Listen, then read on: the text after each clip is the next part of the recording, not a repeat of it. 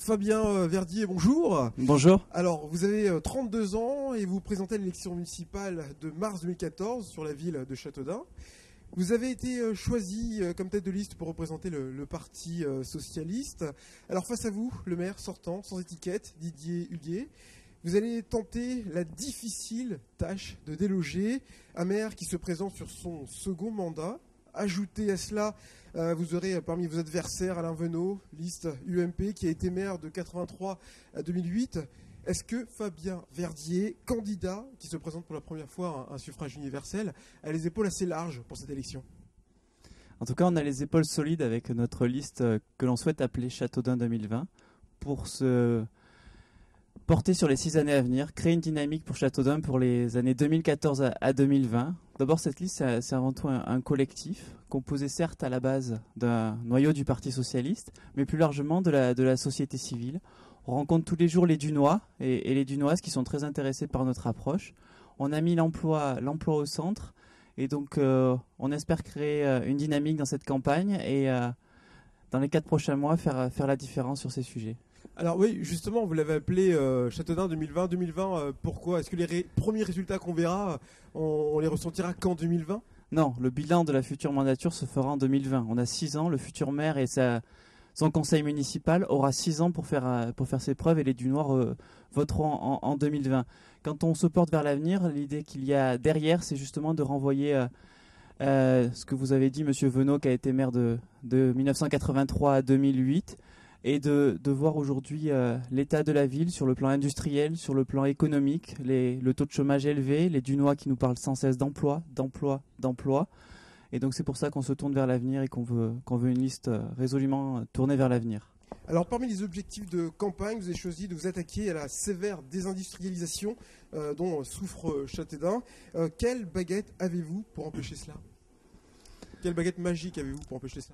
On n'a pas forcément une baguette magique, mais on a une palette d'outils. D'abord, il faut en tirer les entreprises. Ensuite, les entreprises qui viennent frapper à la porte de Châteaudun, il faut savoir les attirer. Plusieurs Dunois nous ont dit et répété que à certains moments, les entreprises, on n'avait pas su les capter. Elles étaient allées plutôt à Orléans, à Vendôme ou à Chartres. Donc il faut qu'on pousse en ce sens.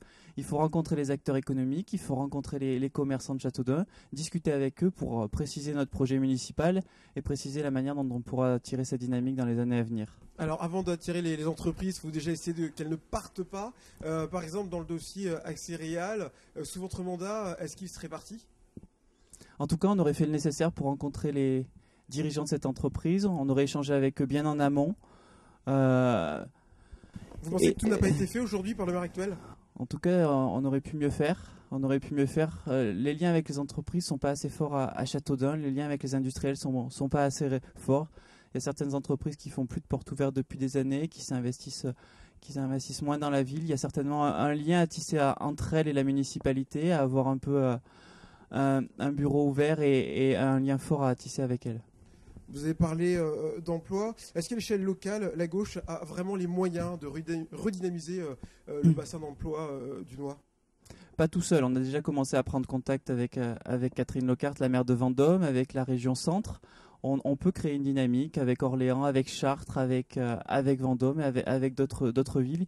Il faut que Châteaudun s'insère plus largement et ne reste pas isolée comme elle a trop été par le passé. Il faut justement que dans les années à venir, elle soit davantage tournée vers l'interdépartemental, vers l'échelon régional et vers les axes de liaison de la région centre. Alors dans votre acte de campagne, vous dites que Châteaudun est une belle endormie. C'est une jolie expression, mais par qui, par quoi, comment ? Par qui ? Tous les Dunois nous le disent.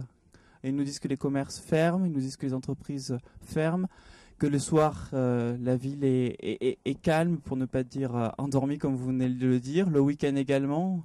Encore ce matin, dans un café, on nous indiquait que dans certaines plus petites villes de l'Eure-et-Loire, il y avait pratiquement une manifestation chaque semaine. Pourquoi Châteaudun, on ne pourrait pas essayer de créer une dynamique analogue ? Voilà un peu ce qu'on peut dire et pour l'avenir. Vous parlez aussi de tourisme à Châteaudun. Châteaudun n'attire plus les touristes. Quelle solution avez-vous pour les faire revenir, ces touristes ? Je dirais pas qu'elle attire plus. Je dirais que Châteaudun a un fort potentiel touristique avec le château, avec le Loir, avec diverses attractions touristiques, diverses possibilités touristiques. Châteaudun doit devenir une ville de destination. Il y a un travail à faire sur le Loir. Pas assez aujourd'hui à votre goût? Non, pas assez. On peut le lire ici ou là. Les touristes viennent entre guillemets un peu au hasard à Châteaudun. Un peu, ils le découvrent et ils trouvent la ville belle. Il faudrait qu'elle soit davantage il faudrait encore la rendre plus attrayante et encore une fois travailler sur le Loir. C'est ce que le comité départemental du tourisme, le CDT, a mis en évidence il y a quelques semaines. Le Loir a un fort potentiel en termes de kayak, en termes de promenade, en termes de destination. Et si on arrive à rendre Châteaudun plus touristique, plus dynamique, alors les commerçants retrouveront un peu plus de clients, alors la ville retrouvera un peu plus de dynamisme et d'ambition. Vous parlez effectivement beaucoup de dynamisme, vous parlez aussi de la programmation culturelle qui n'est pas à votre goût. C'est ce qui est fait aujourd'hui. Vous dites que la programmation n'est pas accessible à tous les Dunois. Vous voulez changer ça? Oui, on a 5 commissions dans le cadre de notre réflexion municipale, dont une sur la culture. François ou Rémi peuvent en témoigner. Sur l'aspect culturel, il y a beaucoup à faire à Châteaudun. Souvent, les spectacles peuvent être chers. D'autre part, les petites productions locales ou les artistes locaux ont du mal à se produire localement ou à s'exposer localement. Il y a certainement quelque chose à trouver en ce sens.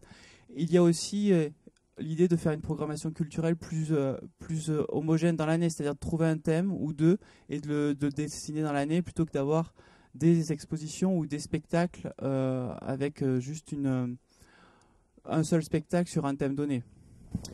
Dans vos objectifs de campagne, vous dénoncez aussi la diminution d'effectifs de la base aérienne. Est-ce que vous pensez viser juste dans les préoccupations des Dunois pour ces élections? Oui, parce que si on regarde la diminution des effectifs, à peu près 100 emplois par an de la base aérienne de Châteaudun ont été perdus ces 6-7 dernières années. Quand on perd 100 emplois chaque année, on perd 100 familles potentiellement qui sont parties à Orléans ou dans d'autres villes. Et de ce fait, les commerçants, la dimension économique baisse à Châteaudun mécaniquement. Donc on revient toujours à cette question clé, l'emploi et l'économie. Redonner un nouveau souffle à Châteaudun, c'est notre ambition. Donner un nouveau souffle à Châteaudun, les Dunois vous regardent. Qu'avez-vous à leur dire? La même chose que vous. Châteaudun est une ville d'avenir. Châteaudun a trop longtemps été, depuis 30 ans, on n'a pas laissé assez de place à l'économie, à l'industrie, au dynamisme.